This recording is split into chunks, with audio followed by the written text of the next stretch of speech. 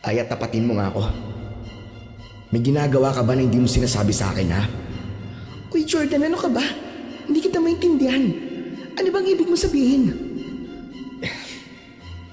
Hindi ko rin alam pero pakiramdam ko tinatraidor mo ko Tipong lahat ng oportunidad na para sa akin, sinusulot mo. Jordan, masama ang mambintang sa isang kaibigan. Kaibigan nga ba talaga kita? Ika nga nila, mahirap na kaaway ang taong inaakala mong tunay na kaibigan. Tipong kilala mo bilang mabait kapag nakaharap, pero traidor pala kapag nakatalikod na. Aminin man natin o hindi, minsan mahirap iwasan at labanan ang inggit at galit na nagiging dahilan kung bakit nakakagawa tayo ng hindi magandang bagay kahit sa mga itinuring pa natin na kaibigan. Hayaan po ninyo kung ibahagi sa inyo ang naging karanasan ko noon dahil sa ginawa ng kaibigan ko na si Aya. Magandang araw po sa inyong lahat, lalong-lalo na po sa inyo, Panyero. Ako po si Jordan at ito ang aking kwento. Panyero Stories.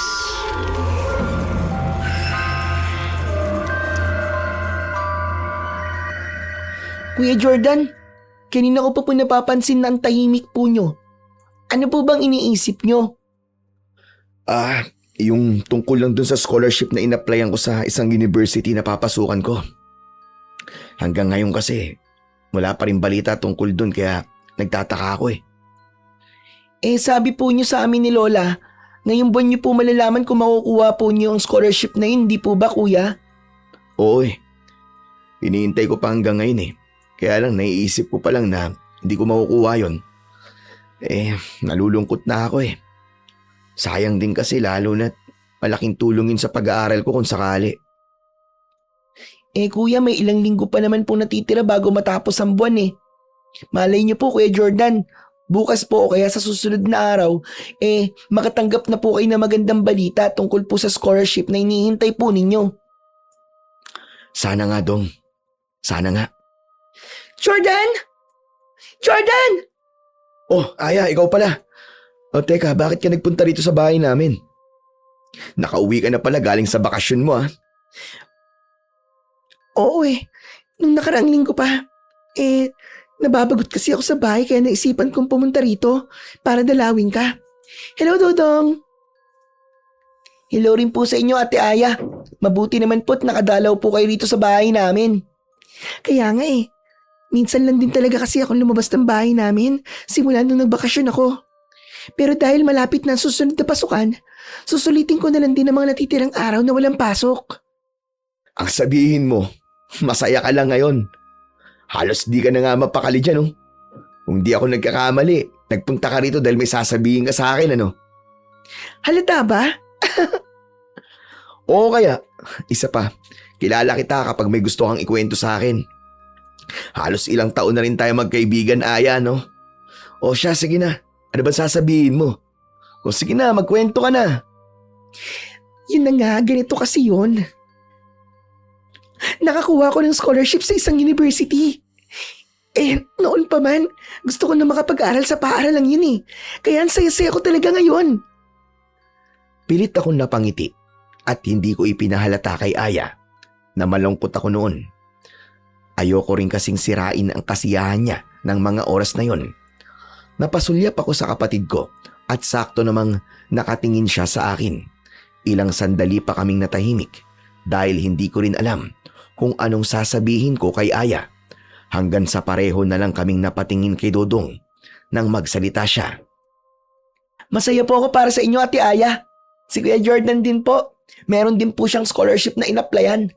Hinihintay nga po niya hanggang ngayon kung makukuha po ba siya o hindi. Salamat, Dong, ha? Jordan, totoo ba yun? Oo, Aya. Ngayong buwan ko kasi malalaman kung makakakuha ba ako ng scholarship sa university kung saan ako mag-aaral ngayong taon. Sayang din kasi kung di ko makukuha dahil malaking tulong na rin sana yon. Tama ka. Kaya ako laking tuwa ko talaga dahil nabigyan ako ng pagkakataon na magkaroon ng scholarship. Mabuti na nga lang din at may kakilala akong tumulong sa akin. Kaya mas naging madali para sa akin ang makakuha ng ganong opportunity. Buti ka pa. Teka, pwede ba akong matulungan ng taong tumulong sa'yo, Aya? Hindi ko alam, Jordan eh. Pero susubukan ko magtanong sa kanya. Babalitaan na lang kita kung pwede ka ba niyang tulungan o hindi. Sige, salamat, Aya. Siya nga pala. Hindi ko pa alam kung saang university ka mag-aaral ngayong kolehiyo na tayo. Marami na rin naman akong inaplayan pero yung iba, bigo ko makapasok eh. Naisip ko naman total, ayoko rin mapalayo sa mga magulang ko kaya napili ko yung university na pinakamalapit sa akin. Kinutuban ako na iisang university lang ang papasukan namin ng kaibigan ko. Kaya kahit papano ay nakaramdam ako ng tuwa. Naisip ko kasi na hindi ako mag-iisa sakaling magsimula na ang pasukan at makakasama ko siya roon kaya kahit papano ay may kakilala na ako. Nakuryoso ko kung anong kurso ang kinuha ng kaibigan ko kaya tinanong ko na rin siya. Hindi naman siya nagdalawang isip na sumagot at napag-alaman ko ngang pareho lang kami ng kursong kinuha. Hindi ko naman napigilan ang sarili kong asarin siya. Malay mo maging magkaklase pa tayong dalawa, no, Aya? Ayaw mo talagang nahihiwalay sa akin, no? Kundi lang kita kaibigan, iisipin kong may gusto ka sa akin simula noon eh. Hoy Jordan, huwag ka nga assuming dyan. Hindi kita gusto, no? Hindi ko nga alam na sa university na yun ka rin mag-aaral eh. At parehong kurso pa ang kukunin natin. Sabi mo kasi sa akin nun, di ba? Iba ang gusto mong kunin. Wala eh. Nagbago kasi ang isip ko eh. Pero kung nalaman ko kagad ang kurso mo, nako, baka hindi ko na itinuloy yung akin para hindi na kita makita. Tumahimik ka nga. Para namang ayaw mo rin akong makita araw-araw. Baka ikaw pa nga itong may gusto sa akin, ano? Asa ka pa.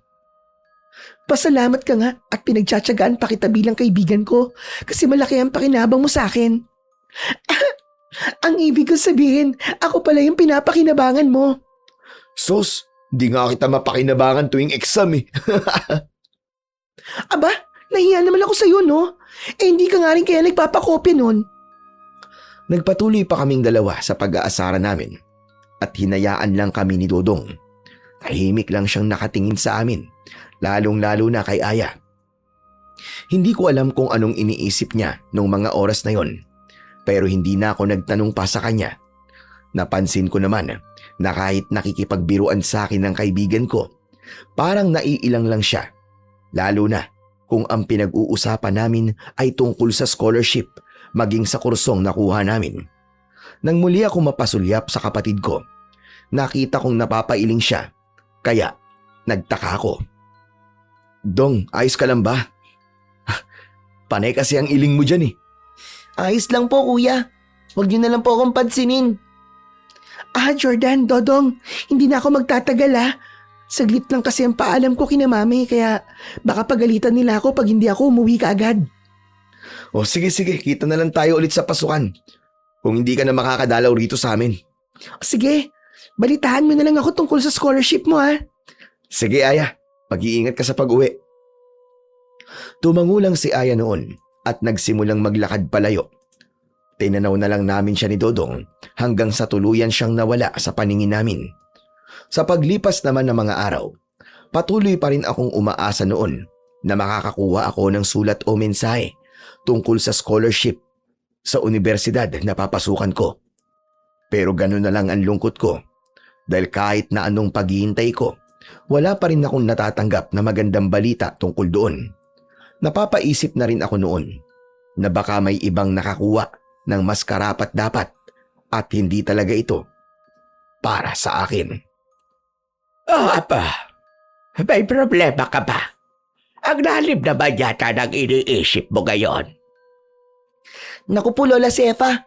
Isa lang naman po ang madalas na nasa isip ni kuya Bakit? Wala pa rin bang balita, ha, Apo? Wala pa po, Lay. Baka po naibigay na po sa iba na mas nangangailangan. Nako, Jordan, iho. Huwag kang mawala ng pag-asa. hindi ba nakakuha ng scholarship si Aya sa universidad na iyon? Bakit di mo siya kausapin tungkol doon? Oo nga po kuya. Sabi rin po kasi ni Ate Aya sa inyo noon kakausapin niya yung kakilala niya kung matutulungan kayo o hindi, di ba?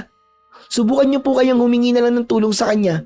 Magkaibigan naman po kayo kaya siguradong hindi po siya tatanggi sa inyo kapag nagpatulong kayo sa kanya.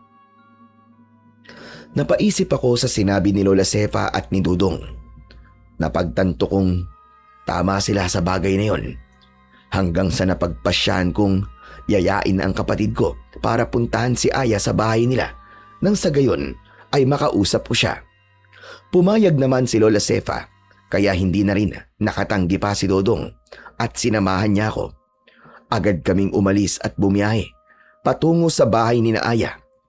Sa hindi ko inaasahan noon, nakasalubong namin si Sir Marlon, ang taong tumulong sa akin na makapag-apply ng scholarship sa universidad na papasukan ko. Sir Marlon, di nga po ako nagkakamali na kayo po yan, sir. Magandang araw po sa inyo. Oh, Jordan, ikaw pala. Akala ko kung sino nang tumatawag sa akin eh. Magandang araw rin sa inyo. O ano, kumusta ka na? Ayos lang naman po, sir. Kayo, kumusta na po? Ayos lang din. Mabuti naman at nagkita tayo rito.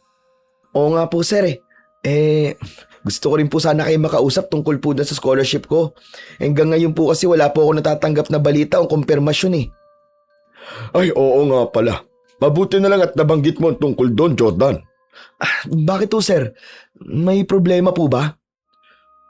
Ang totoo niyan, ikinalulungkot ko na ibalita sa iyo ngayon na hindi ko na naihabol ang pagpasa ng mga dokumento mo para sa scholarship kaya malabong makakuha ka pa noon. Pasensya ka na, Jordan, ha? Teka po, Sir Marlon. Paano po nangyari yun? Sa pagkakaalala ko po, naipasa ko naman po ng mas maaga sa inyo mga dokumentong kinakailangan nun para po sa scholarship. Hindi rin po kulang yung mga naipasa ko, sir. Marami rin kasi ako inasikaso noon at naging abala.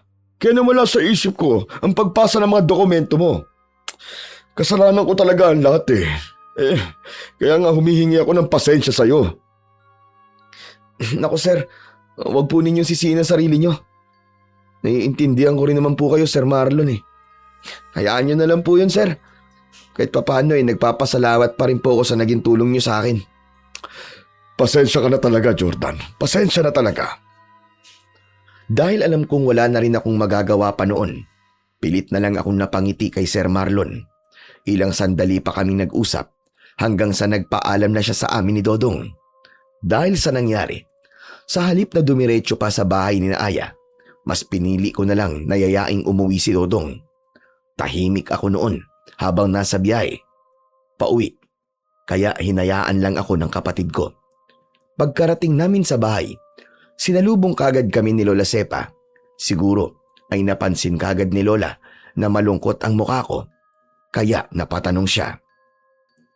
Mga apo, kumusta naging lakad ninyo? Mukhang may hindi magandang nangyari. Halatang halata sa mukha mo, Jordan. Hindi po kasi magandang balita ang natanggap ni Kuya, Lola Sefa. Sabihin niyo nga sa akin nang hindi naman ako nag-uhula rito kung ano ba talaga ang nangyayari. Nakasalubong po kasi namin si Sir Marlon la. Yung bang taong tumulong po sa akin para makapag-apply po ng scholarship sa universidad na papasukan ko. Wala na po pala akong aasahan dahil hindi po pala niya naipasa ang mga dokumentong ibinigay ko sa kanya noon. Teka, akala ko ba naayos mo na lahat ng yun, apo? Inasikaso mo naman ang mga dokumentong kailangan mo, hindi ba? Oo naman po la. Naipasa ko rin po lahat, sadyang hindi lang po talaga naihabol ni Sir Marlon sa deadline ng pasahan dahil naging abala rin po siya sa mga ibang mga bagay na inaasikaso niya. Iyaan nyo na. Baka po hindi talaga para sa akin ang scholarship na yun. Kahit nangihinayang man po ko dahil malaki sana ang tulong nun sa akin at sa pag-aaral ko, wala na rin naman po ako magagawa eh. Siguro nga, apo. Baka may mga taong mas nararapat sa bagay na iyon. O siya, huwag ka nang malungkot dahil marami namang paraan para makapag-aral ka. Basta't galingan mo lang palagi nang sa gayon ay makatapos ka sa pag-aaral mo at makahanap ng maganda at maayos na trabaho sa huli. Oo naman po, La. Yun po talaga ang gusto kong mangyari para mabigyan ko po kayo ng magandang buhay ni Dodong. Tandaan ninyo, ang madalas na sinasabi sa inyo noon ng nanay ninyo, edukasyon lang ang natatanging bagay na hindi mananakaw sa inyo ng ibang tao. Dagdag pa roon, kahit na anong mangyari, piliin ninyong maging mabuting tao palagi. Opo, La. Hindi po namin kalilimutan ang bagay na yon. Niyakap kami ni Lola Sefa, kaya napayakap na lang din kami sa kanya. Ilang sandali rin kaming natahimik habang nasa ganoong sitwasyon. Nang kumalas ng pagkakayakap niya sa amin si Lola, agad siyang nagsalita. Ayokong nalulungkot ang kahit na isa sa inyo, mga apo. Dahil doon, may magandang balita akong hatid para sa iyo, Jordan. Ho? Ano naman po yun, Lola Sefa?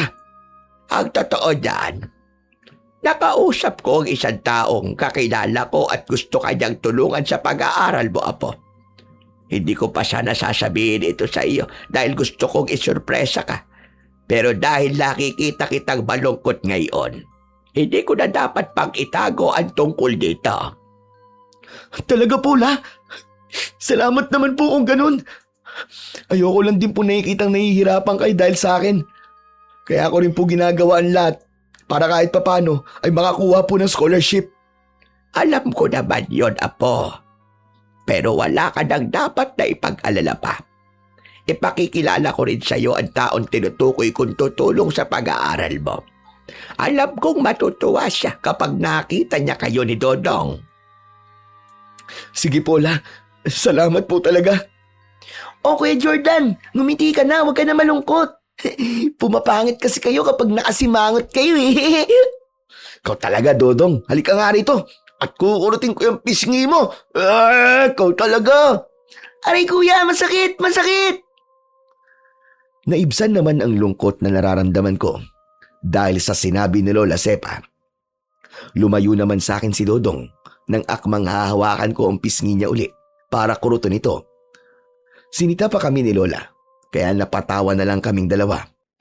Nang sumunod na araw nga noon, pumunta kami sa kakilala ni Lola Sepa na tutulong daw sa akin para ipakilala ang taong yun sa amin.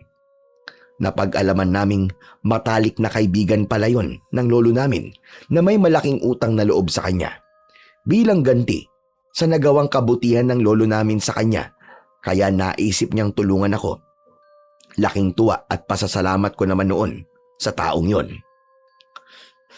Mabuti na lang po pala. May mabait at maperang kaibigan si Lolo, Lola. Kung buhay pa sana ang lolo ninyo hanggang ngayon, marahil madalas na nasa bahay natin si Jose. Sobrang malapit sila sa isa't isa simula ng kabataan pa nila. Magkaiba ba ng mga magulang at estado nila noon sa buhay? Parang magkapatid ang naging turingan nilang dalawa. Ganun po siguro kung tunay ang pagkakaibigan, Lola, no? Sa halip na magkainggitan dahil magkaiba po sila ng buhay, ipinapakita po nila na mas mahalaga ang isa't isa para sa kanila. Tama ka, apo.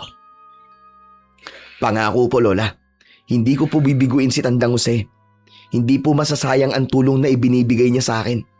Pagbubutihan ko po ang pag-aaral ko hanggang sa makapagtapos po ako. Nandito lang kami ni Dodong para sa iyo, apo. Sakaling magka-problema ka, huwag kang magdadalawang isip na magsabi sa amin. Nakasuporta lang kami sa iyo palagi. Hindi ba, Dodong? Oo naman po, Lola.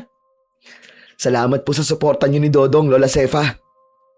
Napangiti na lang silang dalawa noon. Lumipas pa ang mga araw at nagsimula na ang pasukan namin. Hindi naging madali ang mga unang araw at linggo para sa akin. Hindi lang ako naninibago sa kapaligiran ng bago kong paaralan, kundi pati na rin sa mga taong nakakasalamuha ko sa araw-araw. Mabuti na nga lang dahil magkaklase kami ni Aya, kaya kahit papano ay may nakakasama akong kakilala ko. Dagdag pa roon si Sir Marlon sa mga guru ko Kaya natuwa rin ako. Isang beses, umuwi ako sa bahay namin na hindi ko maitago ang sayang nararamdaman ko. Kaya agad akong inusisa ni Lola at ni Dodong. Kuya, mukhang may magandang balita po kayo sa amin ni Lola. Ang lapad po kasi ng ngiti nyo. Oo nga, Apo. Baka gusto mong sabihin ito sa amin ng kapatid mo.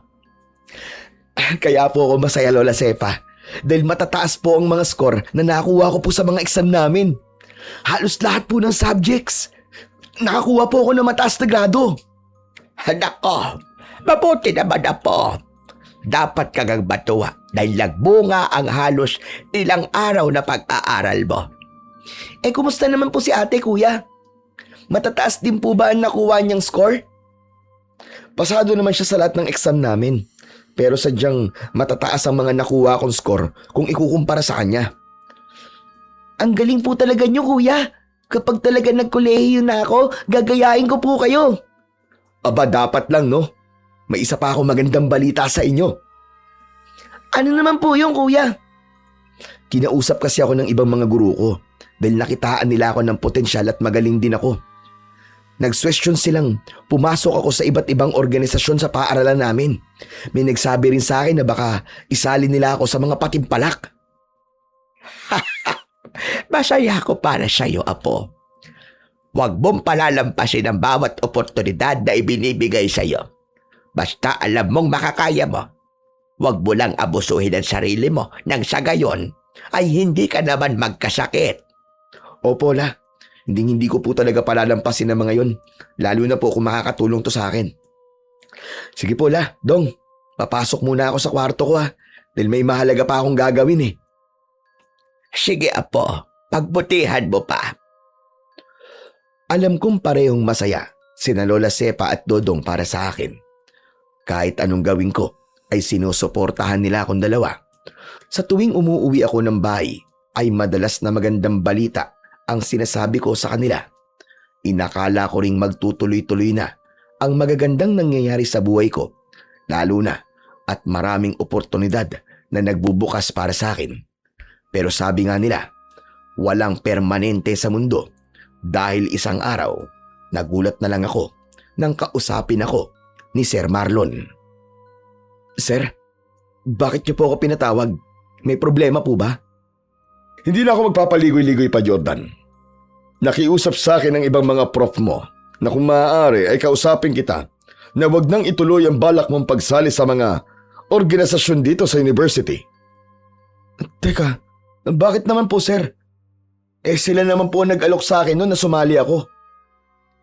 Hindi rin nila sinabi ang dahilan nila, Jordan. Kung ganun po, itutuloy ko po ang pagsali ko, Sir Marlon. Hindi po nila ako mapipigilan sa bagay na yun, lalo na po at wala naman po silang dahilan. Pasensya na po pero hindi po ako makakapayag sa gusto nilang mangyari. Karapatan ko naman po yun, sir, bilang estudyante ng university na to. Isa pa pala, baka hindi ka na rin nila isali sa mga patimpalak dito sa university dahil may ibang estudyante na ang napili para sa mga yon. Hindi ko alam kung anong mararamdaman ko ng mga oras na yon. Parang nanlumo ako dahil sa mga sinabi ni Sir Marlon sa akin. Pakiramdam ko rin kasi noon ay parang minamaliit nila ang kakayahan ko bilang isang estudyante. Magsasalita pa sana ako pero nagpaalam na siya sa akin kaya wala na rin akong nagawa noon kundi ang hayaan siya. Napaupo na lang ako at napailing. Napakuyom pa ako ng palad ko dahil pakiramdam ko ay pinagkakaitaan ako ng mga oportunidad sa paaralang yon. Nasa ganong sitwasyon naman ako nang may lumapit sa akin. Nang tignan ko kung sino ito. Si Aya pala. O ano yan? Bakit parang pinagsakloban ka ng langit at lupa? May problema ba? Malaking problema. Ha? Tungkol saan naman? Pwede ka magkwento kung gusto mo. Hindi ako manghuhula. Oo na. Kinausap kasi ako ni Sir Marlon. Sabi niya wag na raw ako sumali sa mga organisasyon dito. Pati na rin daw sa mga patimpalak. Ha? Sinabi ni Sir Marlon sa'yo? Pero teka, sinabi mo ni Sir Marlon sa'yo kung ano ang dahilan? Hindi eh. Mabuti naman kung ganun. At walang sinabing dahilan si Sir Marlon. Bakit? Anong ibig mo sabihin, Aya? Ganito kasi yun, Jordan. Iniisip ko kasi na kapag may dahilan si Sir Marlon, baka may posibilidad na sundin mo pa siya. Dahil wala naman, wala kang ang rason para sumunod sa gusto niya mangyari. Hindi ko alam, pero ramdam kong parang mas gusto ni Aya ang sinabi ni Sir Marlon. Tipong parang masaya siya dahil nakikita niyang namumroblema ako ng mga oras na yon. Bumalik din sa isipan ko noon ang naging reaksyon niya nang sabihin ko sa kanya na hindi ako nakakuha ng scholarship. Napansin ko kasi talaga noon ang pagngisi niya. Pero binaliwala ko lang. Kahit anong sabihin nila, hindi akong papapigil. Isa pa, may karapatan tayong mga mag-aaral na gawin ang gusto natin, lalo na kung alam natin na makakabuti to sa atin. Oo nga, Jordan, tama ka naman. Basta, kapag kailangan mo na makakausap, dito lang ako, ha? Sige, Aya, salamat. O ano, sabay ba tayong uuwi ngayon? Hindi mo na ako sasabay sa'yo, Jordan. May pupuntahan pa kasi ako ngayon eh. O sige, mauuna na ako kung ganun ha. Ingat ka. Sige, ikaw din mag-iingat ka. Tinanguan ko lang si Aya at naglakad na ako palabas ng silid na yon. Hindi ko maipaliwanag noon, pero may kung anong nagsasabi sa akin na wag munang umuwi at sundan kung saan pupunta si Aya. Ipagsasawalang bahala ko na sana. Pero nang lumingon ako, ay sakto namang nakita ko ang kaibigan ko na naglalakad at nagmamadali. Dahil doon, mas pinili kong sundan siya. Ganun na lang ang pagtataka ko dahil nakita ko siyang pumasok sa isang silid. Sumilip naman ako roon at nakita kong magkausap sila ni Sir Marlon. Dahil wala rin akong naririnig sa pinag-uusapan nila. Kalaunan, nagpasya akong umalis doon at umuwi na sa bahay namin. Mabuti naman at nakauwi ka na, Apo. Kumusta ang naging araw mo ngayon? Di po maganda Ewan ko nga po kung bakit nangyayari sa akin to kahit wala naman po akong ginagawang masama. Ano ba nangyari? Wala naman po Siguro po, pagod lang din po kaya ganito po ako ngayon. Kilala kita, Jordan. Sige na, sabihin mo sa akin at baka makatulog ako sa iyo. Nagdalawang isip akong sabihin kay Lola kung ano ang nangyari. Ayoko rin kasing mag-alala silang dalawa ni Dudong sa akin. Pero dahil ayaw niya akong tigilan, wala na rin akong nagawa pa kundi ang ikwento sa kanya ang nangyari ng araw na yon. Nakinig na lang siya sa akin at pinayuhan akong huwag magpapaapekto sa mga tao sa paligid ko. Dagdag pa ni Lola, basta wala akong sinasaktan tao, gawin ko ang bagay na gusto ko. Kaya tumango ako. Nagpatuloy ang pag-uusap naming dalawa ni Lola hanggang sa banggitin ko ang pangalan ni Aya. Biglang nagbago ang ekspresyon ng mukha niya. Apo, alam kong matagal mo na rin kaibigan niyang si Aya. Pero sa tingin ko, dapat kang mag-ingat sa kanya. Bakit niyo naman po nasabi, Lola Sefa? Sa totoo lang, masama ang kutob ko sa batang iyon. Lola naman, kilala ko po si Aya. Mabait po siya. Wala po siyang kaaway o kung ano man po. Kahit na, Apo, basta binalaan na kita ngayon, ayoko lang na napapahamak ka. Kaya dapat palagi kang nag-iingat. Naku, si Lola talaga. Huwag po kayo mag-alala sa akin, La. Nag-iingat naman po ako palagi. Alanganing napangiti si Lola Sepa sa akin. Kaya minabuti naming huwag nang pag-usapan si Aya. Nang mga sumunod na araw, napansin kong nagiging malapit ang kaibigan ko sa mga guro namin. Nung una, hinayaan ko lang dahil kahit nung high school kami ay ganun din naman siya. Hanggang sa nagulat na lang ako nang malaman kong sumali si Aya sa mga organisasyon at patimpalak na dapat ay sasalihan ko rin. Nang subukan kong kausapin ng mga guro ko tungkol doon, sinabi nilang mas nakikitaan nila ng potensyal at galing ang kaibigan ko kung ikukumpara sa akin. Huwag ka sanang magalit sa akin, Jordan ha. Hindi ko naman talaga gustong sumali sa mga ganun eh. Wala lang ako mapagpipilian. Dahil mga guru natin mismo naguhudyok sa akin na sumali. Hindi ako galit sa'yo. Isa pa, wala naman dahilan para magalit ako, hindi ba? Oo naman. Wala naman akong ginawang masama para magalit ka.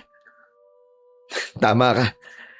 Kaya, kung ikaw ang gusto nila, wala akong magagawa doon. Nasasayangan lang ako sa mga ganong oportunidad. Pero babawi na lang ako sa susunod. Sige, ikaw ang bahala. Hindi na ako umimik pa. Napatingin ako kay Aya at napansin kong kumurba ang ngiti sa labi niya. Hindi ko alam kung bakit niya ginawa yon.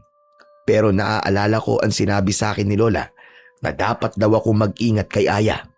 Napailing pa ako dahil kung ano-ano na ang naiisip ko ng mga oras na yon. Nagpatuloy naman ang pagbabago sa buhay ko. Halos lahat kasi ng mga oportunidad na para sa akin ay hindi natutuloy at nababalitaan ko na lang na nakukuha ni Aya. Dahil doon, isang beses, hindi na ako nakapagtimpi at kinausap ko siya. Aya, tapatin mo nga ako. May ginagawa ka ba na hindi mo sinasabi sa akin ha? Uy Jordan, ano ka ba? Hindi kita maintindihan. Ano bang ibig mo sabihin? Hindi ko rin alam pero pakiramdam ko, tinatraidor mo ako Tipong lahat ng oportunidad na para sa akin, sinusulot mo. Jordan, masama mang bintang sa isang kaibigan. Kaibigan nga ba talaga kita? Oo naman. Simula na magkakilala tayo, tinuring na kitang matalik na kaibigan. Hindi ko alam na iba na pala ang tingin mo sa akin. Di naman sa ganun, Aya. Pero naiisip ko kasi kung nagkakataon lang ba talaga ang lahat. Una yung scholarship. Tapos yung mga organisasyon at patimpalak na dapat sasalian ko. Ikaw ang nakakapasok. Wala akong ginagawang masama, Jordan. Hindi ko kasalanan kung napupunta sa akin ang mga yun. Teka, bakit ako ang sinisisi mo? Hindi mo ba naisip na baka nga mas magaling at may potensyal lang talaga ako kung ikukumpara sa'yo? Kaya ako ang mas pinipili nilang isali sa mga yon. Ano ka ba? Hindi naman kita sinisisi, Aya Nagtataka lang kasi ako. Kung ikaw nasa sitwasyon ko, yun din ang iisipin mo, di ba? Hindi, Jordan. Kung ako nasa sitwasyon mo, hindi ko pag-iisipan na masama ang kaibigan ko. Hindi ko iisipin na dahil lang sa hindi ko nakukuha ang mga oportunidad o bagay na gusto ko, sinusulot na ito ng kaibigan ko. Dahil sa kanya napupunta mga to. Natahimik ako dahil sa sinabi ni Aya.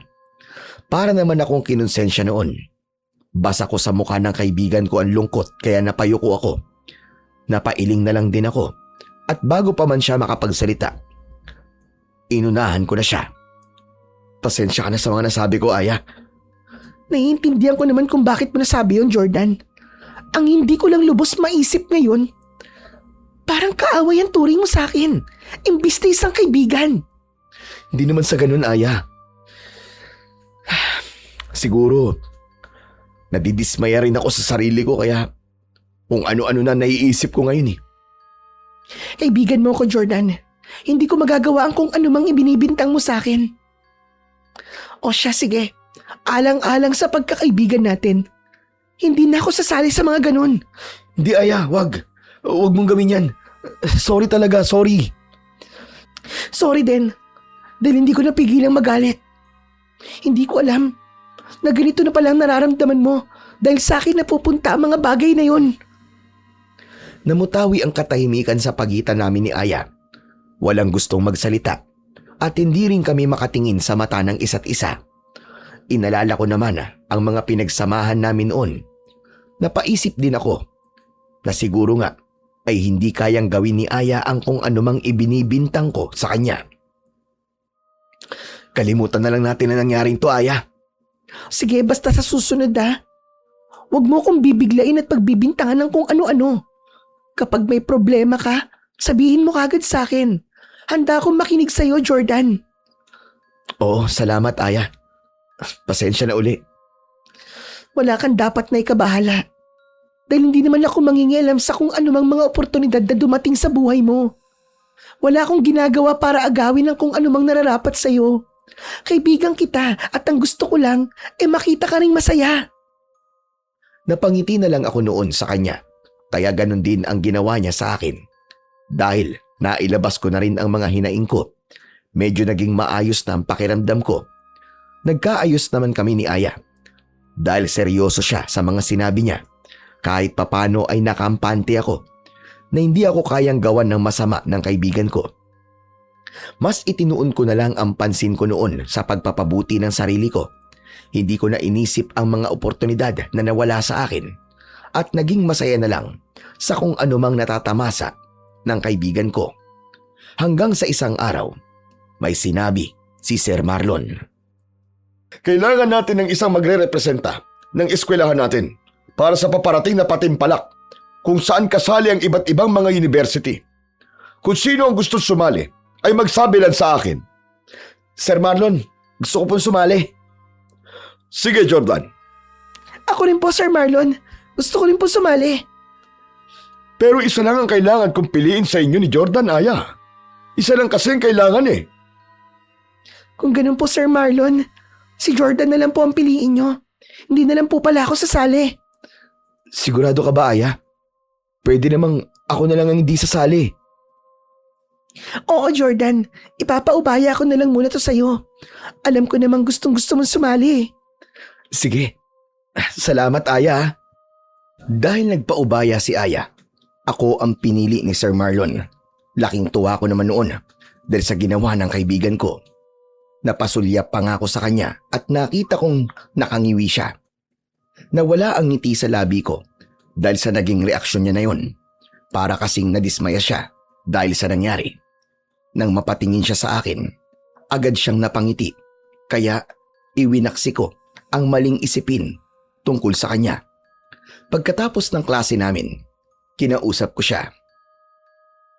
Uy, congrats, Jordan, ha? Aya, salamat sa pagpapaubaya mo ha. Alam mo kasing gustong-gusto ko talagang sumali sa patimpalak na yun eh. Oo naman. Sabi ko naman sa'yo, di ba? Hindi ko aagawin ang mga bagay na alam kong gusto mo. Uy, mag-aral at mag-ensayo ka na mabuti, Jordan, ha? Alam kong makakaya mo manalo sa patimpalak na yun. Oo naman. Hindi kita ipapahiya, Aya. Hindi masasayang ang pagpapaubaya mo dahil sisiguraduhin ko na ako mananalo. Mabuti naman kung ganun. Aasahan ko yung sinabi mo, ha? Humanda ka sa akin kapag natalo ka dahil hindi kita kakausapin kahit kailan. Sobra ka naman. Kaya mo ba? Baka mamiss mo ko kapag nangyari yon, no? Pinaninindigan ako ng balahibo dahil dyan sa sinabi mo, Jordan. Asa ka naman. Basta galingan mo na lang. Nakasuporta lang ako sa'yo. Sige, salamat ulit. O paano, mauuna na ako ha at magsisimula na ako mag-aral at mag-ensayo. Ingat ka sa pag-uwi mo, Aya ha. Sige, ikaw rin. Iniwanan ko na si Aya noon. Pero ilang hakbang pa lang ang nagagawa ko. Napalingon ako sa kanya. Hindi ko alam, pero kinilabutan ako nang makita kong matalim ang tingin niya sa akin. Pero nang mapansing marahil niyang nakatingin ako sa kanya, bigla siyang napangiti at kumaway pa sa akin. Ganon din naman ang ginawa ko at ipinagsawalang bahala ko na lang ang nakita ko. Pagkarating sa bahay ay kinausap ko kagad si Lola at si Dodong. Lola Sefa, Dodong! Oo, Apo. Ano ba problema mo at napapasigaw ka pa riyan? Oo nga po, kuya. Mukhang masayang-masaya po kayo ngayon, ha? Talagang masaya ako ngayon, Dodong. Bakit naman, Apo? Ako po kasi ang napili na magre-representa sa paaralan namin sa isang patimpalak. Congrats, kuya. Masaya po ako para sa inyo. Salamat, Dong ha. Sigurado na ba yan, Apo? Baka hindi na naman matuloy yan. At ang makuha na naman si Aya. Sigurado na po tula. Kasi nagpaubaya na po si Aya eh. Mabuti naman. Basta, ang madalas ko sinasabi sa'yo, mag-iingat ka sa kaibigan mo yan. Baka hindi lang solutera yan. Kung hindi, maisipan pa niyang gawang ka na masama para mapabagsak ka lang. Lola Sepa naman oh. Hindi po ganun tao si Aya. Di ba sinabi ko na po sa inyo na nagkausap na kami At ang sabi po niya, hindi niya inaagaw sa akin ang mga oportunidad na yon. Wala po siyang kasalanan sa mga nangyari noon. Sana nga, Jordan. Ayokong napapahaba ka dahil may mga taong naiinggit sa iyo. Huwag po kayo mag-alala. Magtiwala po kayo sa akin. Alam mo namang may tiwala ako sa iyo, Apo. Pero ibang usapan kapag pagdating sa ibang tao, lalo na sa kaibigan mo, dahil hindi ako lubusang nagtitiwala sa kanya. Napailing na lang ako dahil sa sinabi ni Lola. Pinagsabihan ko na lang na wag na namin pag-usapan pa si Aya. Dahil nga, sa pananabi ko noon, nagsimula na akong mag-aral at mag-ensayo. Kapag may bakanting oras ako, hindi ko ito sinasayang. Minsan kasama ko pa nga si Aya at dahil doon, nakampante akong matutuloy na ang pagsali ko. Hanggang sa halos 3 linggo na lang sana, bago ang patimpalak, nang bigla akong nakaramdam ng kakaiba sa katawan ko. Tuwing nagigising ako ng umaga, pakiramdam ko ay madalas na bumibigat ang katawan ko, lalo na ang ulo ko. Apo, ayos ka lang ba? Mukhang hindi maganda ang pakiramdam mo ngayon, ha? Oo nga po, Lay. Halos ilang araw na pong sumasakit ang ulo ko. Madalas din pong mabigat ang katawan ko na para bang gusto ko na lang pong maiga buong araw. Kailan pa ba nagsimula na makaramdam ka ng ganyan, Apo? Di ko na rin po matandaan, Lay. Di ko naman po kasi masyadong pinagtutuunan ng pansin dahil mas inuuna ko po na mag-aral at mag-ensayo para po sa patimpalak na sasalian ko. Nako, wag mong masyadong pagurin yung sarili mo. Baka dahil sa walang tigil na pag-aaral at pag-iensayo mo, kaya ganyan na ang nararamdaman mo. Siguro nga la. Pero huwag po kayong mag-alala dahil kaya ko pa naman po. Kapag naman nasobrahan na at alam kong pagod na po ako, magpapahinga po ako. Mabuti naman kung ganon. Kailangan mong alagaan ang sarili mo, Apo. Hindi ka pwedeng magkasakit ng tuluyan. Opo, la. Huwag po kayo mabahala sa akin. Sige o, aalis na po ako. O sige, mag-iingat ka. Pagpalain ka ng Diyos. Tinanguan ko na lang si Lola bilang tugon. Pinilit kong maging maayos ang pakiramdam ko noon kahit sobrang sakit talaga ng ulo ko. Napapangiwi na lang ako sa tuwing nararamdaman kong parang may tumutusok sa sintido ko.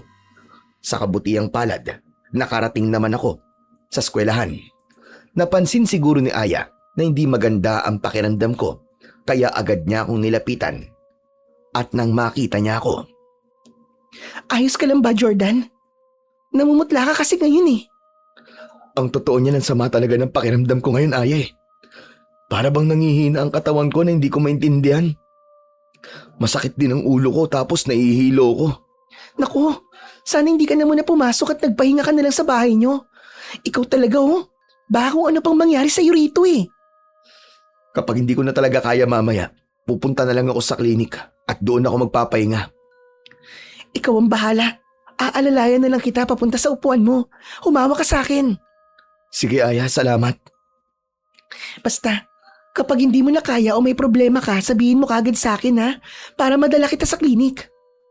Sige. Nang makaupo ako sa upuan ko, agad ako napapikit. Pinagpawisan din ako noon kahit hindi naman mainit ang panahon. Nang magsimula ang klase namin, medyo nahirapan akong ituon ang atensyon ko sa pakikinig. Nagulat na lang ako nang bigla akong lapitan ni Aya at nagpaalam siya sa guru namin na dadalhin ako sa klinik. Pumayag naman ang guru namin, lalo na at kitang-kita sa itsura ko na may karamdaman ako ng mga oras na yon. Umuwi ka na lang kaya, Jordan. Baka mamaya kumapano ka pa kapag pinilit mong manatili dito sa eskwelahan natin. Pero hindi ako nakapagpaalam sa guru natin eh. Baka magalit siya kapag nalaman niyang umuwi ako nang hindi nagsasabi sa kanya. Huwag mo nang isipin yon. Ako nang bahalang magpaalam sa kanya. At sa iba pa nating mga guro. Ang mahalaga ngayon ay ang makapagpahinga ka. Tandaan mo, hindi pwedeng lumalaya ang sitwasyon mo dahil may patimpala ka pang dapat na asikasuhin. Tama ka, Aya. Kung ganun, sige, uuwi na lang ako ngayon. Basta ikaw nang bahalang magsabi sa mga guru natin, ha? Salamat, Aya. Oo na, sige na. Magpagaling ka. Pinilit kong bumiyahe pa uwi ng mga panahong yon. Sakto naman pagkarating ko sa bahay namin, sumuka ako ng sumuka. Agad naman akong inasikaso ni Lola Sepa nang makita niyang maputla ang mukha ko at nangihina ako ng gusto. Nanginig din noon ang katawan ko dahil ramdam kong sobrang ginaw. Napamura na lang si Lola nang hawakan niya ang katawan ko dahil nag-aapoy ako sa lagnat. Hindi maganda ito. Sana hindi na kita pinayagang umalis kanina. Mukhang lumala ang karamdaman mo, Apo. La, hindi po ako dapat magkasakit. Huwag ka mag-alala dahil ibibili kita ng mga gamot na kailangan mo. Aalagaan din kitang mabuti, Apo. Salamat po, Lola Sepa. Patuloy na nanginginig ang katawan ko ng mga oras na yon. Sobrang sakit din ang ulo ko, kaya nawalan na ako ng malay. Matagal din bago ko nagising. Dahil doon, kahit papano ay medyo gumanda ang pakiramdam ko. Kumain lang ako ng lugaw na niluto ni Lola at uminom ng gamot. Sa halip na mag-aral at mag-ensayo ng araw na yon, mas pinili ko munang magpahinga. Nang mga sumunod na araw, inakala kong magiging maayos na ang pakiramdam ko. Pero kabaligtaran ang nangyari dahil mas lumala ang kalagayan ko. La, sobrang sakit po ng ulo ko. Para po mabibiyak. Lola, ano po ba nangyayari kay kuya? Halos ilang araw na po siyang ganyan eh.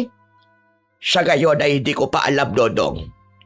Pero may kutob akong hindi normal ang mga nangyayari sa Kuya Jordan mo. Ano pong ibig niyo sabihin, La? Pakiramdam ko ay merong nagpapahirap sa kapatid mo. Biglaan kasi ang mga nangyayari sa kanya. At kahit na anong gamot ang inumin niya ay hindi umiepekto. Mas nanghihina lang ang katawan niya at walang tigil pa rin sa pagsakit ang ulo niya. Kung ganun po, dali na po natin si Kuya Jordan sa doktor. Ipatingin po natin siya para malaman po natin kung ano po ang sakit niya. Hindi natin gagawin yon sa ngayon, Dodong. Ako na muna ang bahala sa kuya mo. Ano pong balak niyong gawin sa akin, Lola Sepa? Basta, Apo, magtiwala ka na lang muna sa akin. Sige po, La. Sige po. Nagtiwala na lang ako kay Lola Sefa noon dahil alam kong hindi niya ako pababayaan. Ang ginawa na lang niya ay inobserbahan ako sa loob ng 2 araw. Sa kasamaang palad, walang nagbago sa sitwasyon ko. Hindi na nawawala ang pananakit ng ulo ko at bigat ng katawan, lalo na tuwing gabi. May mga pagkakataon na rin nagsusuka ako ng may mabahong amoy. Hindi na ako makagalaw noon at nakahiga na lang buong araw dahil halos wala na rin akong lakas. Dahil nga sa nangyayari sa akin, naging kumbinsido si Lola sa kutob niya. La, ano po ba talagang nangyayari kay Kuya Jordan? Naawa na po ako sa kanya dahil hinang-hina na po siya. Wala na rin po siyang ganang kumain ng ilang araw, dala po ng pagsusuka niya. Dali na lang po natin si Kuya sa doktor, Lola Sefa. Kung hindi ako nagkakamali, posibleng may kumukulam sa Kuya Jordan mo. Hindi doktor ang kailangan niya, kundi isang albularyo. Gulam, bakit po niyo nasabi ang bagay na yun, La? Biglang bumagsak ang pagkakatawan mo, Jordan. Hindi nawawala ang pananakit ng ulo at katawan mo kahit na anong gamot ang inumin mo. Base sa mga nangyayari sa'yo. Kaya ko naisip na kinukulam ka. Kung tama man po kayo sa bagay na yun, wala naman po akong kilalang tao na pwedeng kumulam o magpakulam po sa akin. Wala naman po akong naargabyadong tao o nakakaaway.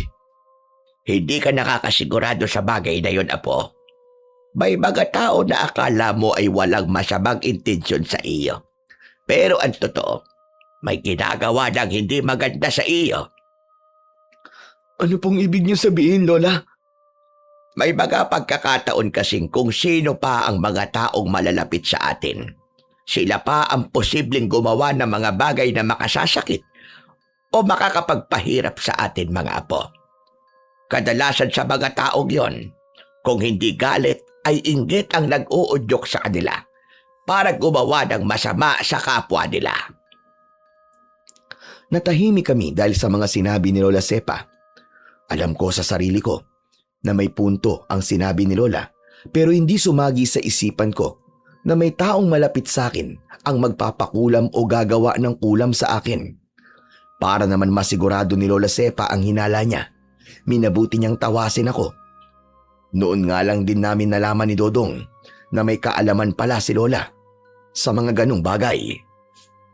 Bago pa man kayo dumating sa buhay ko, matagal na din akong isang albularya. Pero dahil maagang nawala ang mga magulang ninyo at ako na ang nag-alaga sa inyo simula noon, ay mas pinili kong talikuran ang lahat para mailayo kayo sa mga kapahamakang hatid ng pagiging albularya ko. Kung ganun po, La, kapag po ba nakumpirma ninyong kinukulam ako, may posibilidad po na magamot niyo po ako? Oo po. Susubukan ko ang makakaya ko para gumaling ka. Sakaling kinukulam ka nga. Ang gusto ko lang na gawin mo ay ang magtiwala sa akin at sa kakayahan ko. Sige po, Lola Sepa. Kayo na po ang bahala sa akin. Tumangulang si Lola Sepa bilang tugon. Dahil dun, sinimulan niya na ang proseso ng pagtawas sa akin. May inihanda siyang palanggana noon na may lamang tubig. May hawak din siyang kandila habang nakaupo ako at nakaharap sa kanya. Inaalalayan lang ako noon ni Dodong para hindi ako matumba dahil hindi ko rin kayang tumagal sa pagkakaupo. Nagsimulang umusal ng kakaibang dasal si Lola Sepa. Hindi namin maintindihan ng kapatid ko kung anong ibig sabihin ng mga dasal na binibigkas niya. Unti-unti ring natutunaw noon ng kandila na hawak niya na tumatama naman sa tubig na nasa palanggana. Naituon ko ron ang pansin ko hanggang sa may namuong imahe. Nang matapos si Lola sa ginagawa niya, ipinaliwanag niya ang lahat. Tama ka ang hinala ko, Apo. Kinukulam ka nga. Ang nakikita ninyong imahe na nabuo mula sa kandila ay ang taong may kagagawa ng pagungulam sa iyo, Jordan. Pero dalawang imahe po nabuo, La. Bakit po nangyari yun? Isa lang ang kumukulam sa iyo. Pero may taong nag-uutos sa kanya na kulamin ka, kaya dalawa ang ipinakita sa atin. Kung ganun po, La, sino po ang posibleng nag-uutos na kulamin po si Kuya Jordan? Isang taong may galit at inggit sa kuya mo, Dodong. Marahil may isang bagay na nakuha ang Kuya Jordan mo na gusto ring makuha ng taong nagpapakulam sa kanya. Posibleng kilala niya ito. At dahil ayaw niyang nakikita na masaya si Jordan, kaya niya pinahihirapan ang kuya mo. Napaisip ako dahil sa sinabi ni Lola. Nang sumagi sa isipan ko si Aya, napailing kagad ako. Napansin naman yun ni na Lola at Dodong, kaya napatanong sila kung anong problema ko. Wala na akong nagawa nun, kundi sabihin sa kanila ang totoo. Iniisip ko po kasi na baka may kinalaman si Aya sa mga nangyayari sa akin. Pero hindi naman po ako pwede mambintang ng basta-basta lalo na't kilala ko po ang kaibigan kong yun eh. Mabait po siya at sa tingin ko, hindi po niya ako kayang ipakulam dahil naiinggit o galit po siya sa akin. May mga bagay na kahit na anong iwas natin, mangyayari at magyayari. May mga tao rin kahit na anong kabaitan ang ipinapakita sa atin, may mga posibilidad pa rin pwede tayong gawa ng masama. Mahirap kalabanin ang inggit at galit, Jordan. Huwag po ninyong sabihin na pati po kayo ay naghihinala kay Aya. Huwag niyo pong sabihin na pati po kayo ay naghihinala na rin kay Aya, Lola Sepa. Parang gano'n na nga, Apo. Noon pa man, gaya na sinabi ko sa iyo, hindi maganda ang kutob ko sa kaibigan mong iyon. Binalaan na rin kitang mag-iingat sa kanya. Pero mukhang imposible po magagawa ni Aya sa akin ng bagay na yun, Lola eh. Siya pa nga po ang tumulong sa akin nung sumama po ang pakiramdam ko nun sa school. Hindi po si Aya nagpapakulam sa akin. Ika nga nila. Minsan, kung sino pa ang ituturing nating kaibigan, sila pa ang dapat katakutang maging kalaban. Hindi pa man tayo sigurado kung saga ang nagpapakulam sa iyo. Pero oras na malaman natin ang totoo, hayaan mong ako na mismo ang gumanti sa kanya. Ano pong gagawin niyo, La? May kakayahan din ako sa pangungulam at pambabarang. Pwede nating ibalik sa kanya ang lahat ng ginagawa niya sa iyo para magtanda rin siya. Ipapakita ko sa kanya na mali siya ng taong inargamyado. Kinilibutan ako dahil sa sinabi ni Lola. Pero dahil ayokong magiganti, ay sinabihan ko na lang si Lola na wag nang gawin kung anumang naisip niya dahil ayokong may mapahamak pang ibang tao dahil sa hindi magandang gawain na yun. Hindi naman kagad nakaimik si Lola dahil marahil nagulat siya sa sinabi ko. Ipagpasa Diyos na lang po natin ang lahat, La. Hayaan na lang po natin na karma na po ang tumingil sa taong may gawa po ng pangungulam sa akin. Ayokong mapahamak pa po kayo ng dahil sa akin. O sige apo, kung yan ang gusto mo ay wala akong magagawa. Ang gusto ko lang ay gumaling ka. Kaya gagamutin kita hanggang sa bumalik ka sa dati.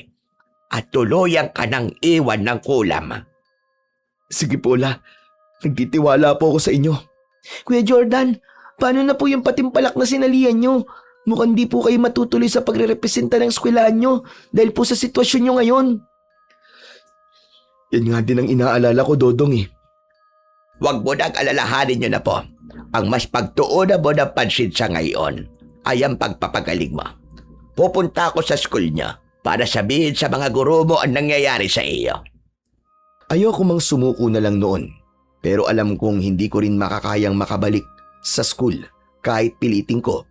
Ilang araw na lang din kasi ay gaganapin na ang patimpalak na sinalihan ko.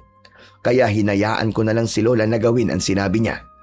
Nalaman ko nga noon na mula sa kanya na si Aya ang ipinalit sa akin. Itunoon ko na lang muna ang atensyon ko sa pagpapagaling dahil naman sa panggagamot na ginagawa sa akin ni Lola. Kahit papano ay unti-unting nakabawi ang katawan ko. Hindi ako pinabayaan ni Lola Sepa at Dodong ng mga panahong yon, kaya laking pasasalamat ko rin sa kanilang dalawa. Kuya, mukhang bumubuti na po ang kalagayan nyo ngayon Paniguradong gagaling po kayo at makakapasok na po ulit kayo sa eskwelahan. Sana nga, Dodong. Hindi ako titigil sa paggagamot sa iyo, apo, hanggat hindi ka tuluyang gumagaling. Bukod pa roon, alam kong dinidinig ng Diyos ang mga dasal natin na sana ay maging maayos na ang lahat. Tama po, Ayla. Kahit papano po, di rin po ako pinapabayaan ng Diyos. Nagpapasalamat po ako sa Kanya at pati na rin po sa walang sawang pag-aalaga niyo sa akin ni Dodong. Nako, wag mo nang isipin yon. Masaya kami ng kapatid mo sa tuwing inaalagaan ka namin. Hindi ba, Dodong? Oo naman po, La. Napangiti na lang ako. Ipinagpatuloy na nga ni Lola ang panggagamot sa akin. Sa bawat paglipas ng araw, ramdam kong bumabalik na rin sa dati ang lahat. Hindi na sumasakit ang ulo ko at nawala na rin ang pamimigat ng katawan ko. Hindi na rin ako nagsusuka at nakakakain na ako ng kahit na anong gusto kong kainin. Masaya naman ako dahil doon, pero nababahala dahil may mga napapansin ako kay Lola Sepa. Hindi ko alam, pero pakiramdam ko noon ay may iba siyang pinagkakaabalahan na hindi niya sinasabi sa amin ni Dodong. Dahil doon, isang beses kinausap ko ang kapatid ko dahil umalis si Lola Sepa at kaming dalawa lang ang naiwan sa bahay. Dong, wala ka ba napapansin kay Lola Sepa? Wala naman po, Kuya. Bakit niyo po naitanong yan? May problema po ba? Wala naman. Pero pakiramdam ko kasi may ginagawang kakaiba si Lola eh. Ewan ko nga rin kung bakit ko nararamdaman at naiisip yun eh. Naku, Kuya. Baka nag-aalala lang po kayo kay Lola. Baka nga, Dong. Huwag po kayo masyadong mag-isip ng mga bagay-bagay, Kuya. Baka makasama pa po yan sa inyo eh. Tinanguan ko na lang ang kapatid ko bilang tugon. Inobserbahan ko ang mga galaw noon ni Lola Sepa. Pero wala naman akong napapansing kahina-hinala sa kanya. Dahil doon, minabuti kong ipagsawalang bahala ang kung anumang naiisip ko tungkol sa kanya. Ganun na lang ang tuwa ko noon dahil tuluyan na nga akong gumaling. Nakabalik na ako sa pag-aaral ko at nakita ako ni Sir Marlon. Agad niya akong nilapitan. Oh, Jordan, mabuti naman at nakapasok ka na. Teka, ayos na ba ang pakiramdam mo? Opo, sir. Magaling na po ako. Mabuti naman kung ganon. Sir, pasensya na po kayo sa nangyari ha. Hindi po ako natuloy sa pagsali sa patimpalak. Pero mabuti na lang po. At si Aya naman ang pumalit sa akin. Ayos lang yon, Jordan. Naiintindihan naman namin dahil hindi mo naman kasalanan kung magkasakit ka.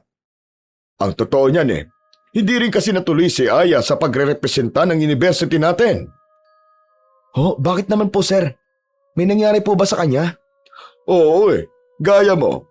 Hindi rin niya inasahan na magkakaroon siya ng malubhang sakit bago pa man ang araw ng patimpalak. Ibang estudyante na lang ang nagrepresenta ng university natin. Pero hindi rin pinalad na manalo Sir, kung ganun, kumusta po si Aya ngayon? Hindi pa po kasi kami nagkikita Hindi pa rin siya nakakapasok hanggang ngayon. Ang sabi kasi ng mga magulang niya, bumagsak ng todo ang katawan ni Aya, kaya kinakailangan din niya magpahinga. Nakapagtataka nga dahil halos pareho kayo na naging kondisyon. Nagulat ako dahil sa sinabi ni Sir Marlon. Bahagya rin akong nakaramdam ng inis kay Aya sa hindi ko malamang dahilan. Nagpaalam naman noon si Sir Marlon sa akin, kaya hinayaan ko na lang siya. Dahil sa nalaman ko mula sa aming guro, kaya nagtaka rin ako kung bakit pareho ang nangyari sa amin. Pag uwi ko noon sa bahay, agad kong kinausap si Lola Sefa. Lola Sefa, may gusto po sana akong itanong sa inyo. Tungkol naman saan yon, Apo? Ano po bang mangyayari sa taong nagpakulam sakaling gumaling po ang ipinakulam niya? Babalik sa kanya ang lahat ng mga ginawa niyang pagpapahirap sa taong iyon, Apo. Dahil magaling na po ako, posibleng naghihirap po ngayon ang taong nagpakulam sa akin. Ganun po ba, La? Oo, Apo. At teka, bakit mo ba naitanong yan? Kasi La, napag-alaman ko po sa guro namin ni Aya na matagal na rin po siyang hindi pumapasok. Dagdag pa po ron, may lubang sakit din po siyang iniinda ngayon. Iniisip ko po kung nagkataon lang po ba ang lahat o tama po kayo ng hinala. Na si Aya po talaga nagpapakulam sa akin. Malalaman natin ang totoo sakaling magpunta ka sa bahay nila para kumustahin siya. Hindi po ako pupunta sa bahay nila, La. Ngayon pa lang po naiinis na ako at may konting galit na po ako sa kanya. Hindi ko po alam kung anong magagawa ko sakaling siya po talaga ang dahilan kung bakit naghirap ako at hindi natuloy sa pagsali sa patimpalak. Hindi nakaimik si Lola Sepa noon. Nasa ganong sitwasyon kami. Nang sa hindi inaasahan, biglang dumating si Aya. Napalingon kami sa kanya ni Lola at napansin kagad naming balot na balot ang katawan niya. Paika-ika rin ang lakad niya at halos pinipilit na lang niyang gumalaw. Bawat paghakbang nga niya noon ay naririnig namin ang pag-ungol niya. Dahil doon, nagpasya na lang kami ni Lola na lapitan siya. Saktong paglapit namin sa kanya, natumba siya. Pero mabuti na lang at nasalo ko siya. Hindi ko maiwasang mapangiwi noon dahil sa hindi kaaya-ayang amoy ng kaibigan ko. Aya, anong ginagawa mo rito? At bakit ganyan ang suot mo? Nandito ako. Dahil gusto kong kausapin ka, Jordan. Ano ba nangyayari sa'yo? Marami. Kaya nga, gusto kong makausap ka para masabi ko sa'yo ang lahat. O sige. Mabuti pa pumasok tayo sa loob ng bahay namin at doon tayo mag-usap. Halika, aalalayan kita. Hinayaan lang ako ni Aya na alalayan siya habang naglalakad. Nakasunod naman sa likuran namin noon si Lola Sepa na seryosong nakatingin sa kaibigan ko. Nang nasa loob na kami ng bahay, pinuntahan naman ni Lola si Dodong sa silid niya at hinayaan kami ni Aya na makapag-usap. Hindi ko alam kung saan ako magsisimulang magpaliwanag sa'yo, Jordan. Pero alam kong nagtataka ka kung bakit nandito ako ngayon sa bahay niyo at ganito ang suot ko.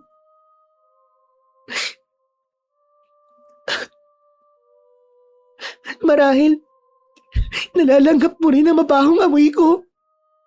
Ano ba kasi talaga nangyayari sa'yo? Nabalitaan ko rin mula kay Sir Marlon na may malubakan sakit at hindi ka na rin natuloy sa pagsali sa patimpalak. Oy! Tama kang nagkaroon ako ng malubang sakit. Halata naman dahil sa itsura ko ngayon, di ba? Nahihiya nga rin sana akong pumunta rito pero kinapalang ko na ang mukha ko. Sige, magkwento ka sa akin, Aya. Makikinig ako sa'yo. Sige. Ang totoo niyan. Kaya ganito ang sitwasyon ko ay dahil napag-alaman kong binabarang ako, Jordan. Hindi ko alam kung sino may gawa nito sa akin. Barang? Kung di mo mamasamain, pwede mo bang ipakita sa akin kung ano talaga ang sitwasyon mo ngayon, Aya? Sige, alam kong may posibilidad na pandirihan mo ko. Pero hindi na mahalaga sa akin yun. Napalunok na lang ako ng laway dahil kinakabahan ako sa posibleng makita ko. Dahan-dahan namang kinuha ni Aya ang takip niya sa muka. Hinubad niya rin ang jacket na suot niya. Ganun na lang ang gulat at awang naramdaman ko nang makita ko kung ano ang sitwasyon ng kaibigan ko. Malaki ang tiyan niya at halos namamaga ang mga braso niya. Malala na rin ang mga sugat niya dahil naghahalo ang nana at dugo na naging dahilan kung bakit mabaho ang amoy niya. Natakot pa ako nang may mapansin akong gumalaw sa malaking bukol na nasa mukha niya. Bukod pa ron, nangangayayat na rin siya at manipis na rin ang buhok niya dahil naglalagas ang mga ito. Ayos lang kung nandidiri ka sa akin, Jordan. Hindi kita masisisi sa bagay na yun. Kahit sino naman ang makakakita ng itsura ko, siguradong yun ang mararamdaman. Hindi kita pinandidirian, Aya. Ang totoo niya, nagulat lang ako dahil hindi ko inakalang malala pala ang sitwasyon mo. Naaawa rin ako sa'yo ngayon. Kasalanan ko rin siguro kung bakit ako nagkaganito, Jordan. May mga maling bagay akong nagawa lalo na sa'yo. Kaya karma ko na rin marahil ang kung ano mang nangyayari sa akin ngayon. Nagtaka ko dahil sa sinabi ni Aya. Tatanungin ko na sana siya kung ano ang ibig niyang sabihin. Pero naunahan niya akong magsalita. Aaminin kong nakaramdam ako ng inis at galit sa kanya dahil sa sinabi niya sa akin. Hindi ko na itatago pa ang totoo, Jordan. Ako ang dahilan kung bakit nagkaroon ka ng malubhang sakit. Nagawa kong ipakulam ka. Bakit yun ang naisipan mong gawin sa akin, Aya? Hindi ko inakalang tama ang hinala niya. Si Lola, na ikaw ang dahilan kung bakit naghirap ako at kung bakit ako hindi natuloy sa pagsali sa Patimpalak. Alam kong kasalanan ko, Jordan. Pero nagawa ko yon dahil sa inggit at galit ko sa'yo. Galit at naiinggit ka sa akin. Bakit? Hindi ba magkaibigan tayo? Oo, magkaibigan tayo. Kaya nga hindi ko maiwasang maramdaman ang mga yun sa'yo eh. Simula noon pa man, ikaw na ang matalino at magaling sa lahat ng bagay. Madalas pinupuri ng tao at pambato sa kahit na anong patimpalak sa paaralan. Samantalang ako, madalas tatalunan, pinipili, at napapansin lang kapag wala ka. Dagdag pa ron, hindi ko rin matanggap na ikaw ang naging valedictorian noon at gaya na madalas na nangyayari. Pangalawa pa rin ako. Pero hindi sapat na dahilan yun, Aya. Para ipakula mo ako. Hindi ko maintindihan kung bakit kailangan mong ikumpara ang sarili mo sa akin gayong alam mong iba-iba tayo ng kakayahan. May mga bagay na kaya mong gawin na nahihirapan din akong sabayan ka, Aya.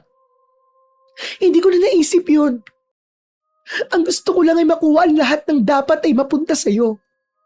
Kaya kahit alam kong posibleng masira ang pagkakaibigan nating dalawa, hindi ako nagpapigil at ginawa ko ang lahat ng paraan para agawin ang mga oportunidad na dapat ay ikaw ang nakakakuha. Napakuyom na ako ng kamao ng mga oras na yun. Kahit na ganun, ay pinipigilan kong sarili kong magalit ng tuluyan dahil hindi ko alam kung anong posible kong magawa kay Aya. Ayoko rin namang saktan siya dahil kahit galit ako sa kanya, naaawa pa rin ako sa sitwasyon niya. Hindi ko inasahan ang mga susunod na sasabihin ng kaibigan ko. Unang-una na roon, ayan tungkol sa scholarship.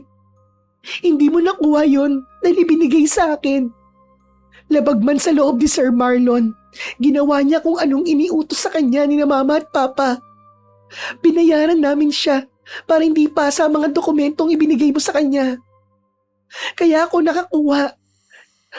Dahil mga dokumento ko ang mga naipasa niya para sa scholarship na yun. Kaya pala masayang masaya ka nun. Iba rin pala nagagawa ng pera sa tao. Inakala ko nagkataon lang ang lahat. Pero may kinalaman ka pala kung bakit bigo ako makakuha ng scholarship. Kaya madalas kong nakikita na nagkakausap din pala kayo ni Sir Marlon. Dahil siyang tumutulong sa'yo. Tama ka, Jordan. Si Sir Marlon ang gumagawa ng paraan para maagaw ko ang lahat ng mga oportunidad na dapat ay napupunta sa iyo. Ang mga organisasyon at patimpalak na sinasalihan mo, lahat ng yun ay napunta sa akin. Gusto kong sumigaw noon dahil sa galit, pero pinigilan ko ang sarili ko. Napailing ako dahil hindi ako makapaniwala sa mga nalalaman ko mula kay Aya. Sinabi rin niyang hindi ginusto ni Sir Marlon ang lahat ng yon, pero dahil kailangan niya ng pera para sa mga magulang niyang may sakit, ay wala na siyang nagawa pa. Kahit takot din siya dahil posible rin siyang mapahamak sa ginagawa niya. Hindi ako nakaramdam ng galit noon kay Sir Marlon dahil alam ko na naipit lang din siya. Matapos ng mga sinabi ni Aya, natahimik kaming dalawa.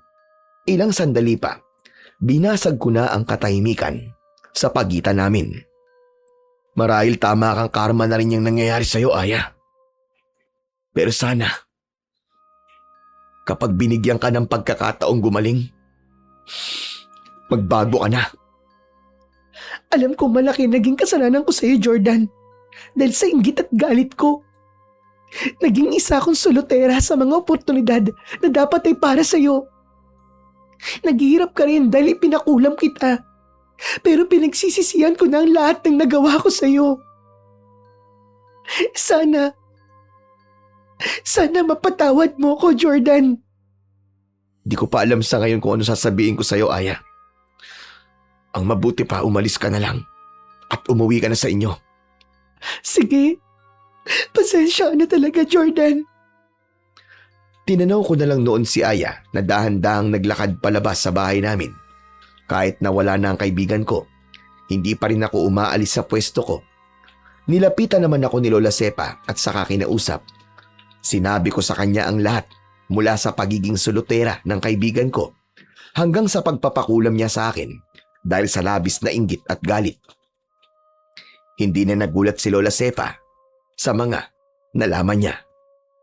Ang mahalaga sa ngayon, alam mo na ang mga ginawa ng kaibigan mo sa iyo, Apo. Tapatin niyo nga po ako. May kinalaman po ba kayo sa pagbarang kay Aya? Hindi ko na ililihim pa sa iyo ang tungkol doon. Oo, ako ang bumabarang sa kanya, Apo. Huh? Paano niyo pong ginagawa yon? Tuwing gabi at mahimbing ang tulog ninyo ni Dodong, ginagawa kong pambabarang sa kanya. Nagpapadala ko ng mga insekto sa bahay nila para guluhin siya. Nakita kong may gumagalaw sa bukol ni Aya, Lola Sepa. Huwag po ninyong sabihin na insekto po ang laman ng bukol niyang yun. Tama ka sa bagay na yun, Apo. Ang kulam at barang ay may pagkakapareho dahil naghihirap ang mga taong nakakaranas nito. Pero kakaiba ang barang dahil ginagamitan nito ng iba't ibang insekto para guluhin o pahirapan ang isang tao. Gusto ko lang na ipagiganti ang mga ginagawa niya sa iyo, Apo. Pero mali po ang ginagawa niyo, La. Ngayong alam na po natin na kinulam ako ni Aya. Hindi pa rin po dapat na pagigantian siya. Sa inyo na po mismo nang galing na bumalik po sa kanya ang kulam na ginawa niya sa akin dahil gumaling ako. Sapat na po yun sa akin bilang parusa sa kanya. Ayoko pong gumagawa kayo ng masama ng dahil sa akin, La. Gusto ko lang na matuto ng leksyon niya ang kaibigan mo, Jordan. Gusto kong pagsisihan niya ang mga nagawa niya sa iyo. At ngayon po ay nagsisisi na po si Aya, Lola.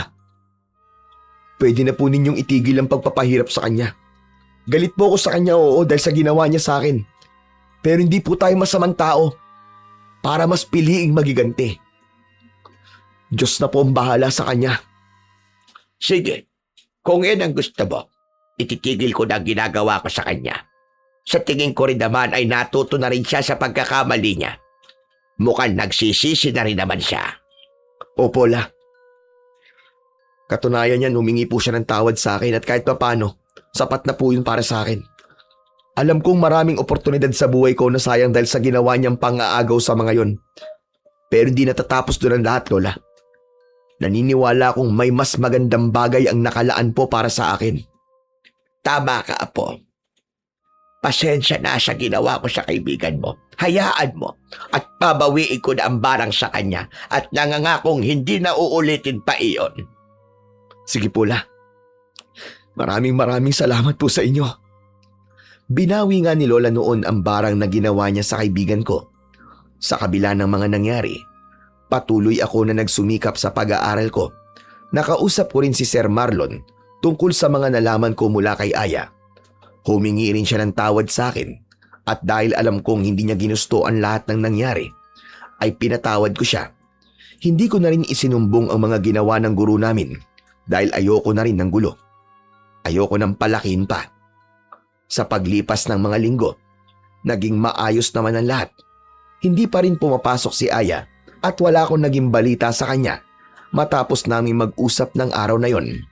Hanggang sa isang umaga, nagulat ako nang makita ko siya. Maayos na ang lagay niya, kaya nag-usap kaming dalawa. Jordan, alam ko na galit ka pa rin sa akin hanggang ngayon. Hindi kita pipilitin na patawarin ako sa mga nagawa ko. Pero gusto kong malaman mo na sobra ako nagsisisi. Oo, galit pa rin ako sa'yo, Aya. Pero masaya ako dahil gumaling ka na at bumalik ka na sa dati. Hindi ko nga rin alam kung ano nangyari. Basta nagulat na lang ako dahil unti-unting bumuti na ang pakiramdam ko hanggang sa tuluyan akong gumaling. Siguro dahil na rin nagpagamot ako sa albularyo. Kaya nangyari ang lahat ng to. Ayos. Mabuti naman kung ganun. Hindi ako magsasawang humingi ng tawad sa'yo, Jordan.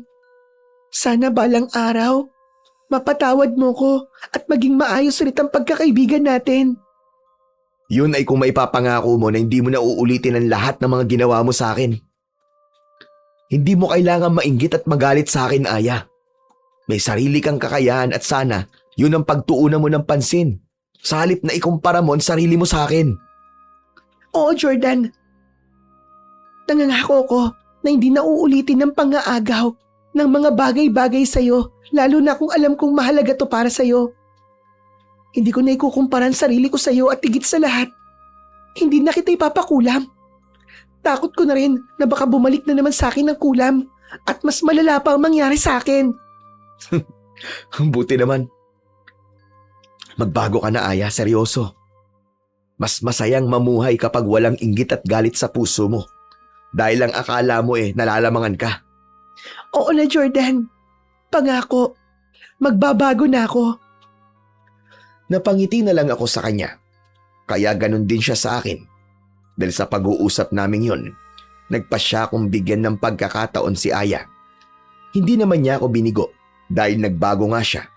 Sa tuwing may mga sasalihan kaming patimpalak sa paaralan, sinusuportahan namin ang isa't isa. Naging maayos ulit noon ang pagkakaibigan naming dalawa hanggang sa nakapagtapos kami ng kolehiyo. Nalaman din niya na si Lola Sepa ang bumarang sa kanya pero hindi na siya nagalit. Hindi namin hinayaan na masira kami nang dahil lang sa mga nangyari noon. Sa ngayon po, may sari-sarili na kaming mga pamilya ni Aya pero nananatili pa rin kami na magkaibigan. Hindi man kami madalas na nagkikita pero alam naming kapag may nangangailangan sa amin, nakahanda pa rin kaming damayan ang isa't isa. Hanggang dito na lamang po ang kwento ko. Maraming salamat po sa pagbibigay ng buhay, Panyero. Maraming salamat po sa walang sawa niyo pong pakikinig at pagsuporta sa aking munting channel na Panyero Stories. Sana po, pindutin niyo po ang like at notification bell para palagi po kayong updated sa aking mga kwento at mag-subscribe na rin po kayo at mag-iwan ng isang comment. Muli, maraming salamat po at pagpalain po kayong lahat ng ating Panginoong may kapal. Hanggang sa muli, mga Panyero.